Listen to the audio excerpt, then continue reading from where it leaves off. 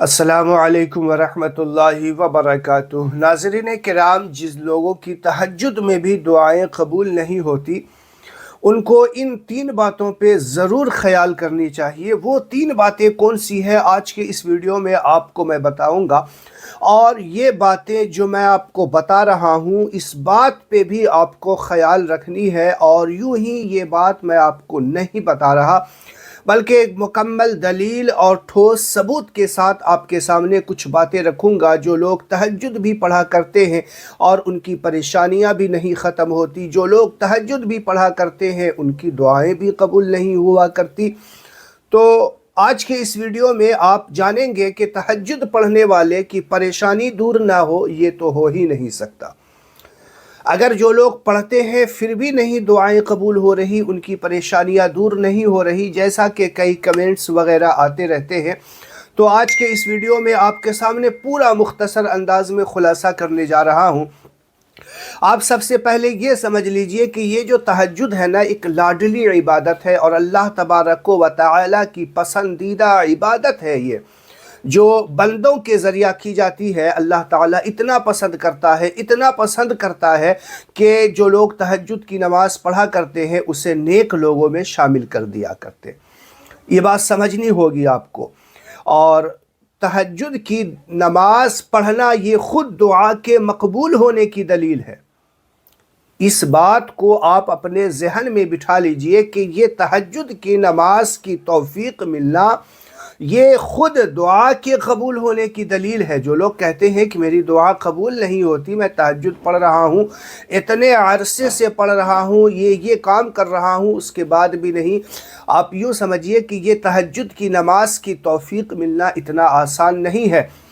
اچھے نیک اور پارسا لوگ تہجد کی نماز کے لیے تڑپا کرتے ہیں، انہیں توفیق نہیں ملتی۔ اگر آپ کو توفیق ملی ہے، آپ اٹھ کر کے تہجد کی نماز ادا کر رہے ہیں، تو آپ سے بڑا خوش نصیب کوئی ہو ہی نہیں سکتا۔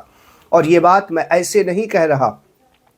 اللہ کے رسول صلی اللہ تعالی علیہ وسلم نے تہجد کی نماز کے تعلق سے ارشاد فرمایا ہے کہ یہ جو تہجد کی نماز پڑھنے کی بندہ اگر نیت کر کے سوتا ہے کہ میں اٹھوں گا تہجد کی نماز ادا کروں گا، اور اس کی آنکھ نہیں کھلی، وہ سویا رہ گیا، فجر کے وقت بیدار ہوا، اللہ کے رسول فرماتے ہیں کہ جو اس نے دل میں نیت کی تھی نا کہ میں اٹھ کے تہجد کی نماز پڑھوں گا، آنکھ نہیں کھلی اور یہ نہیں پڑھ پایا، اللہ تعالیٰ اس کے نامہ اعمال میں تہجد پڑھنے کا ثواب عطا کر دیا کرتا ہے۔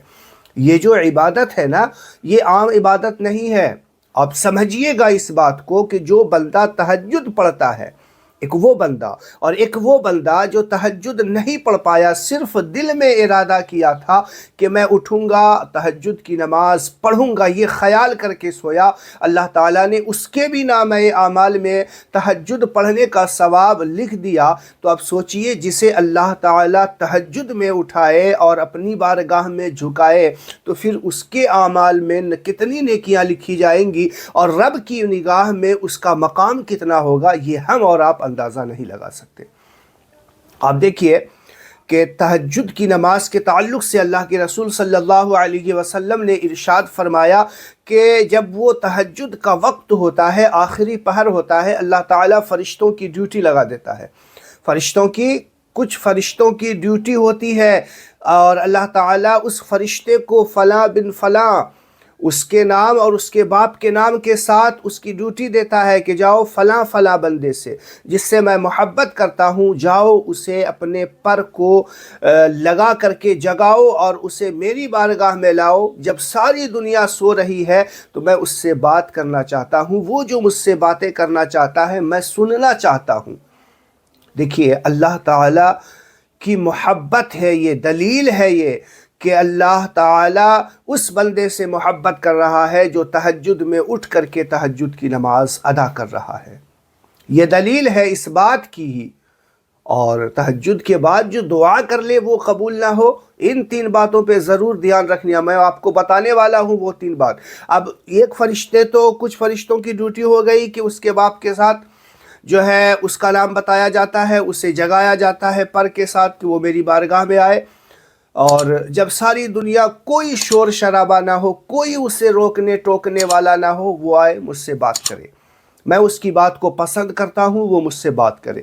ٹھیک. دوسرے وہ لوگ کہ کچھ لوگ جسے اللہ تعالیٰ چاہتا ہے کہ یہ میری بارگاہ میں نہ آئے، اور فرشتوں کو حکم دیا کرتا ہے کہ جاؤ اسے تھپکیاں دے کر کے سلا دو، میں ان کی بات کو پسند نہیں کرتا، میں ان کی بات سننا نہیں چاہتا، تو ان لوگوں کو تھپکی مار کے سلا دیا جاتا ہے.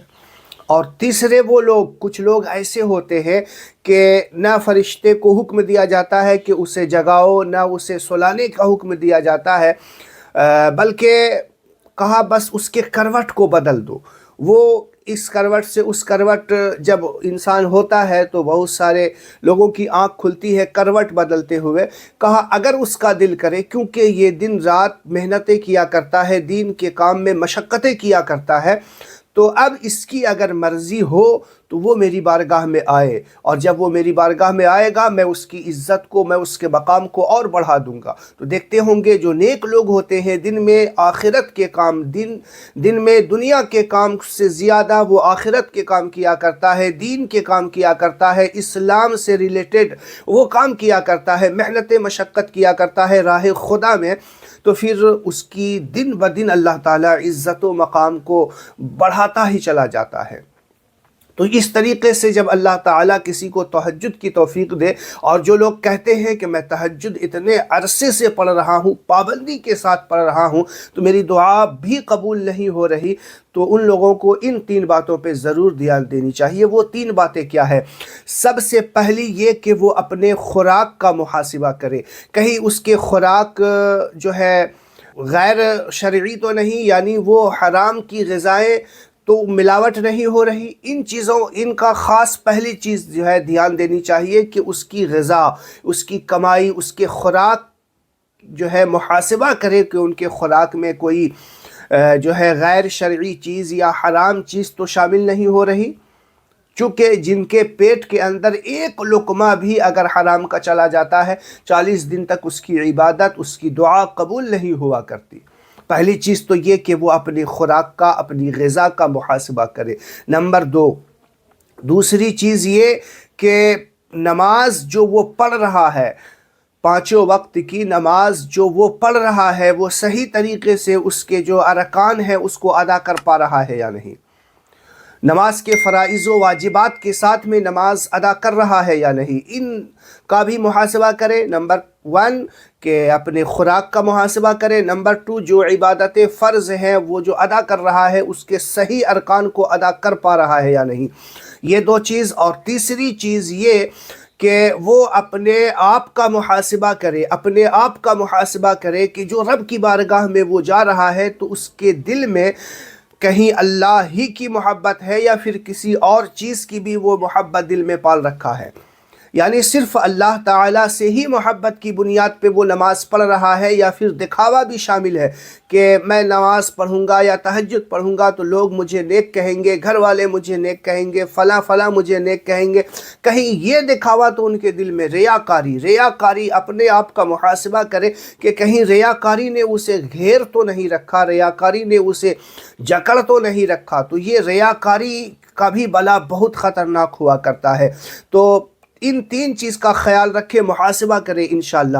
اب آپ کو ایک بات میں آپ کو اور بتا دوں کہ جب اللہ تبارک و تعالی کسی سے محبت کیا کرتا ہے، جب اللہ تعالی کسی سے جو ہے محبت کرتا ہے، تو پھر اللہ تعالی اس کی دعا میں تاخیر، اس لیے اس کی دعا کی قبولیت میں تاخیر اس لیے کرتا ہے کہ اللہ تعالی کو اس کی بات پسند آ رہی. وہ جو مانگتا ہے، اس کے جو مانگنے کا طریقہ ہے نا، اللہ تعالی کو بہت پسند ہے، اور فرشتوں سے کہتا ہے رکو، ٹھہرو، ذرا دیکھتے ہیں یہ جو ہے میری بارگاہ میں کہاں تک جھکتا ہے، اور میں اس کی دعا کو قبولیت کا شرف نہ دے دوں اس وقت تک دیکھتے ہیں کب تک یہ میری بارگاہ میں آتا ہے. کیا جب اس کی دعا کو قبولیت کا درجہ دے دیا جائے تو پھر یہ میری بارگاہ میں آئے گا یا نہیں آئے گا؟